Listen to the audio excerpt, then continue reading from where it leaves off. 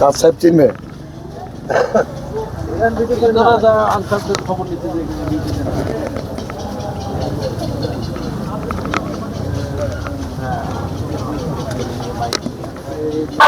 রিক্সাওয়ালা ভাইরা বাইরে বেরো যান ভাই, রিক্সা এখানে রাখেন না, জরুরি বিভাগের সামনে কোনো রিক্সা থাকবে না।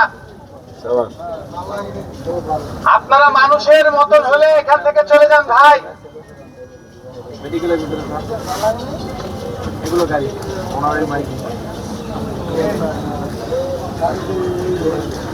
না না না না, সাংবাদিক বাইরে দিলাম, জানি না তো সরকারি টলি নিয়ে যাবেন।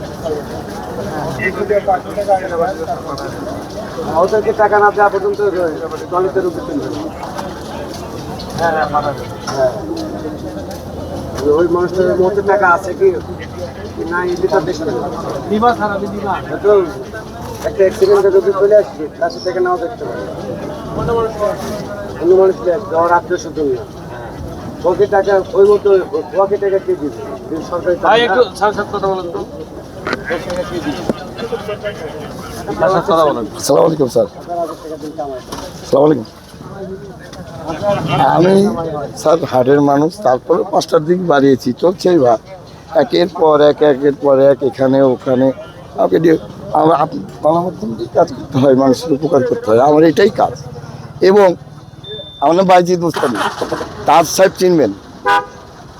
এখানে হচ্ছে একটা আনসার নাই, আর রিক্সা অটোতে ভর্তি, মানে একটা মুহূর্ত রুগী যদি আসে ভেন্টিলেশনের প্রয়োজন হয়, ও রুগী আর কি করতে পারবে না, কারণ ভর্তির বিষয় আছে, রিক্সা ঠেলতে হবে, তারপর রিক্সা ফাঁকা করতে হবে, একটা আনসার নাই। আপনি এটা মানে আমার চোখ দিয়ে পানি বেরিয়ে গেছে ভাই।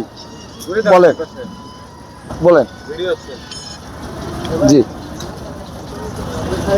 জি জি জি জি জি জি জি জি জি আমি তাই করবো, আমি তাই করবো,